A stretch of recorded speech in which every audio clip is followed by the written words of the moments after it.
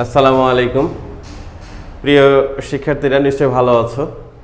আমি আমিনুল ইসলাম, দাওয়াত মোহাম্মদিয়া আলিম অনলাইন মাদ্রাসার পক্ষে তোমাদের সবাইকে জানাই স্বাগত এবং শুভেচ্ছা। তোমরা জানো যে প্রত্যেকটা ভাষাকে সহজ, সুন্দর, শ্রুতিমধুর করে প্রকাশ করতে গেলে আমাদের কিছু নিয়ম অনুসরণ করা হয়। শুধু বাংলা ভাষা না, প্রত্যেকটা ভাষাতেই এই নিয়মগুলা অনুসরণ করা হয় যাতে ভাষাটা সুশৃঙ্খল এবং সুন্দরভাবে প্রকাশ করা সম্ভব হয়। ঠিক বাংলা তো এরকম কিছু নিয়ম আছে যেগুলো ব্যাকরণেরই অংশ। সেই ব্যাকরণ থেকে আজকে একটা অংশ তোমাদের সামনে তুলে ধরব, যে অংশটায় সংক্ষেপ সম্পর্কে আলোচনা করা আছে। ভাষা সংক্ষেপ করতে কি কি করা লাগে এ বিষয় সম্পর্কে আলোচনা থাকবে। তো আসো তাহলে আমরা দেখি, সরাসরি ক্লাসে যাই। আমরা সংক্ষেপ কোন ভাষার কোন অংশটা দিয়ে, আমরা ব্যাকরণের কোন অংশটা দিয়ে সংক্ষেপ করি সেই বিষয়টা আজকে আলোচনা। অর্থাৎ আজকে আলোচনা থাকবে সমাস।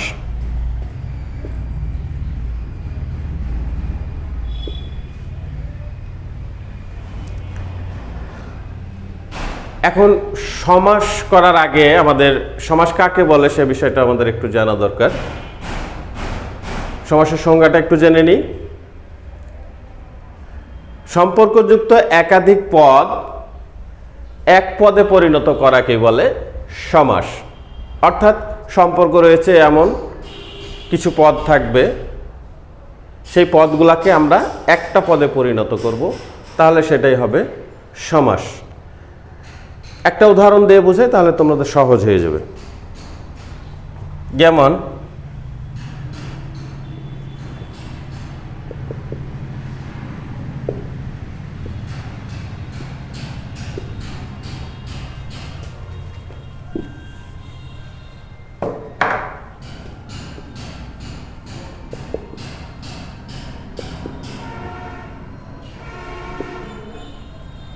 চার পদ আছে যার, এটাকে আমরা বলি চতুষ্পদী। খেয়াল করে দেখো, আমরা বলেছি একাধিক পদ এক পদে পরিণত হবে। এখানে অনেকগুলা পদ আছে, এই পদগুলা একটা পদে পরিণত হয়েছে। এই একটা পদে পরিণত হওয়ার ফলে একটা নতুন শব্দ তৈরি হয়েছে, একটা নতুন পদ তৈরি হয়েছে। এই পদটাকেই এই একত্রিত করা হচ্ছে সমাসের কাজ। একত্রিত হওয়া, একটা পদে পরিণত করাই হচ্ছে সমাসের কাজ। নিশ্চয় সমাস ক্লিয়ার? এখন সমাস করতে গেলে, সমাস নির্ণয় করতে গেলে আমাদের এই সমাসের কিছু পরিভাষা আছে, সে পরিভাষাগুলো সম্পর্কে আমরা একটু জানব।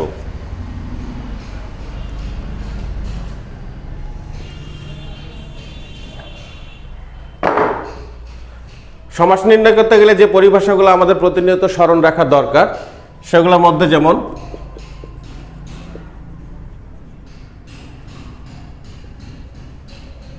সমসমান পদ,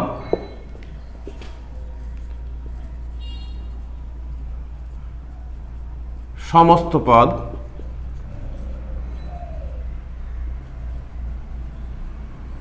ব্যাস বাক্য,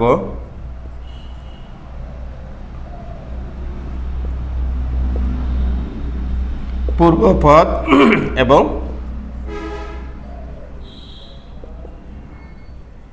পরপদ। খেয়াল করে দেখো যে আমরা যখন সমাস নির্ণয় করতে যাব তখন এই পরিভাষাগুলোর সাথে আমাদের পরিচয় থাকতে হবে।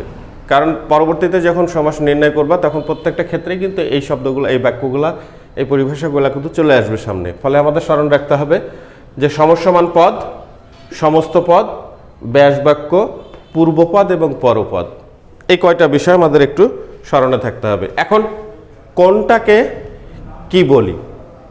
সমসমান পদ কোনটা? আমরা এটা মুছে দিই।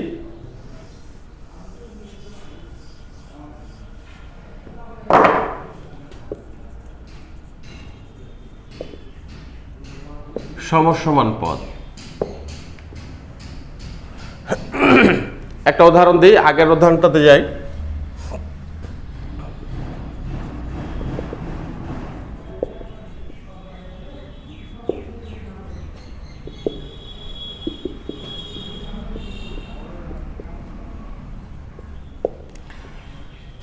দেখো এখানে আমরা সমসমান পদ কোনটাকে বলবো? যে পদগুলার সমন্বয়ে সমাসবদ্ধ পদ তৈরি হয়েছে সেই পদগুলাকেই সমসমান পদ বলে। অর্থাৎ কোন পদগুলার সমন্বয়ে আমাদের সমাস তৈরি হয়েছে?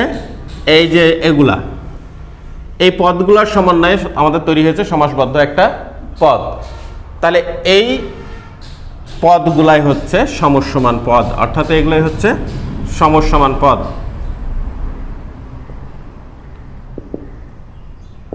বুঝলাম? অর্থাৎ সমস্ত পদ তৈরি করতে গেলে যে সমসমান পদগুলোকে আমরা একত্রিত করি, সেই যে পদগুলোকে আমরা একত্রিত করি সেগুলো হচ্ছে সমসমান পদ। তাহলে এখানে দেখো যে আমরা চারটা পদ পেয়েছি, এই চারটা পদ এক পদে পরিণত হয়েছে। এই চারটা পদই হচ্ছে এক একটা আলাদা আলাদা আলাদা এক একটা সমসমান পদ। সমসমান পদ বুঝলাম। আসি আমরা সমস্ত পদ। সমস্ত পদ দেখব।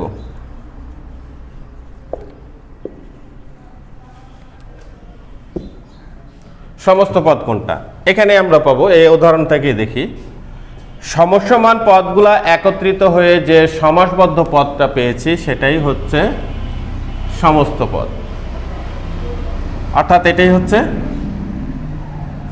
সমস্ত পদ। তাহলে কি আসছে?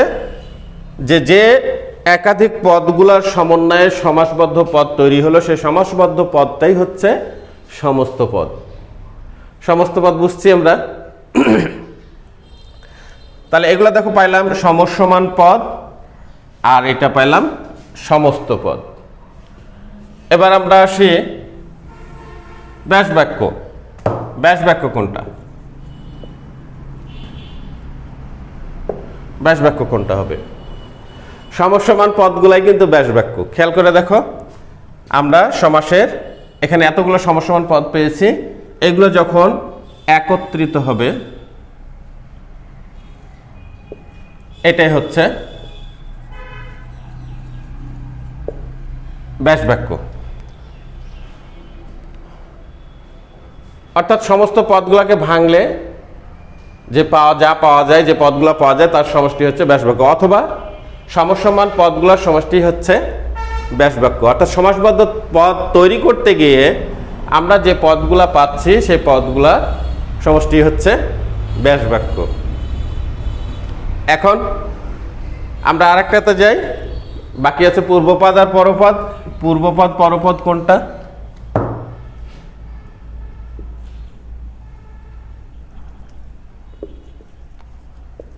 পূর্বপদ ও পরপদ। দেখো আমরা সমাসবদ্ধ পদ যেটা তৈরি করেছি সেটাকে বলছে সমস্ত পদ। এই সমস্ত পদের মধ্যেই রয়েছে পূর্বপদ এবং পরপদ। কোনটা পূর্বপদ আর পরপদ সেটা আমরা চিহ্নিত করব। সমাসবদ্ধ পদ যখন একটা তৈরি হলো, অর্থাৎ সমস্ত পদ যখন তৈরি হলো, পদটা কিন্তু দুটো অংশ থাকে। একটা পদ বাট দুইটা অংশ। এই দুইটার অংশ একটা হবে পূর্বপদ আর একটা হবে পরপদ। এখন কোনটা দেখি, এখানে একটাকে যদি আমরা ভাঙতে যাই তাহলে কি আসে? এটা কিন্তু উচ্চারণ করতে যাই চতুষ্পদী। তাহলে এই চতুষ হচ্ছে পূর্বপদ আর পদী হচ্ছে পরপদ। বুঝতে পারা গেছে? আমরা আরেকটা উদাহরণ দিই, এটা বাদ দিই, এটা একবারে বাদ। আরেকটা উদাহরণ দিই, আমরা দেখি।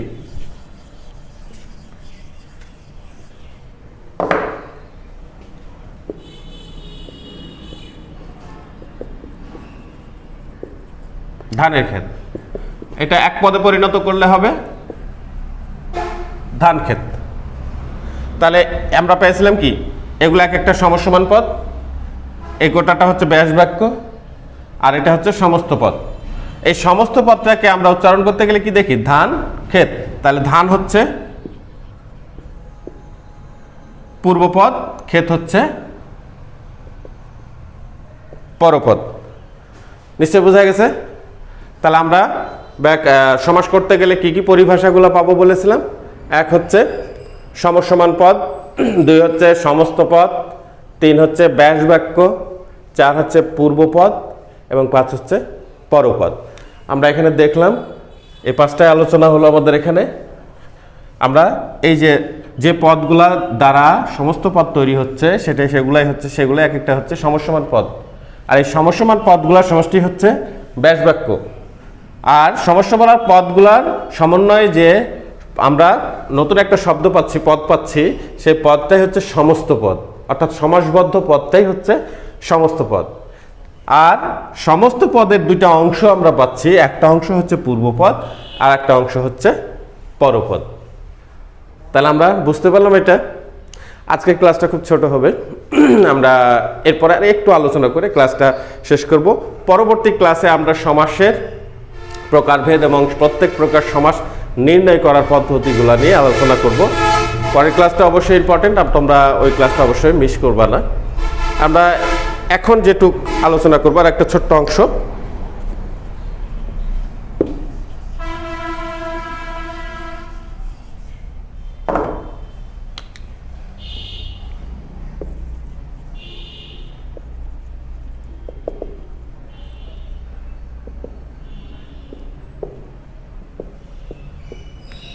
সমাসের প্রয়োজনীয়তা। আমরা সমাস কেন করব, কি জন্য করব? এই জন্যই করব যে একটা ভাষা দীর্ঘায়িত হলে যেমন বলতে সমস্যা, সময় ব্যয়, এনার্জি লস, আবার শুনতেও খারাপ লাগে।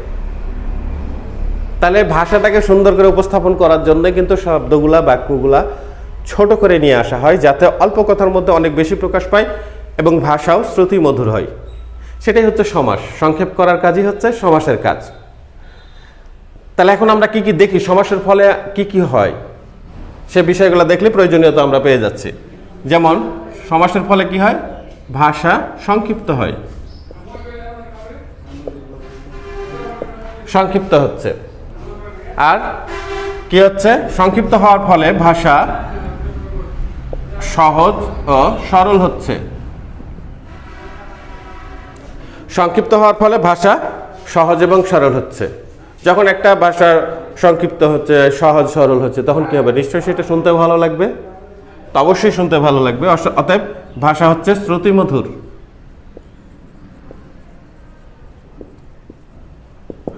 শ্রুতিমধুর হচ্ছে। আর যখন সংক্ষিপ্ত হচ্ছে, সহজ সরল হচ্ছে, শ্রুতিমধুর হচ্ছে, ভাষাটা নিঃসন্দেহে আমাদের কাছে একটা ভালোভাবে প্রকাশ করতে আমরা পারবো। ভাষার গুরুত্বটা বেড়ে যাবে, তার গাম্ভীর্যতাটা বেড়ে যাবে। আরও একটা প্রয়োজনীয়তা আমরা অনুভব করি, এই যে বাংলা ভাষায় এতগুলো শব্দ পদকে একত্রিত যখন করলো, তখন কিন্তু সমস্ত পদের মাধ্যমে আমরা একটা নতুন পদ পেয়েছি, অর্থাৎ শব্দ একটা নতুন পেয়েছি। তাহলে আরও একটা জিনিস তৈরি হয়েছে, নতুন শব্দ গঠন হয়েছে। তাহলে সমাসের ফলে কি কি হয়েছে? শব্দ, ভাষা সংক্ষিপ্ত হয়েছে, সহজ এবং সরল হয়েছে, আর কি হয়েছে? ভাষা শ্রুতিমধুর হয়েছে এবং নতুন একটা শব্দ গঠন হয়েছে। তাহলে আমরা আজকে কি কি করলাম এ পর্যন্ত একটু এক নজর আমরা শুনে নিই। প্রথমে করেছি কি? সমাসের সংজ্ঞা, সমাস কাকে বলে। তারপর বললাম কি? সমাস নির্ণয় করতে গিয়ে যে পরিভাষাগুলা আমাদের ব্যবহার করতে হয়, সেই পরিভাষাগুলা। আর সমাসের প্রয়োজনীয়তা। এই তিনটাই আজকের আলোচনায় ছিল।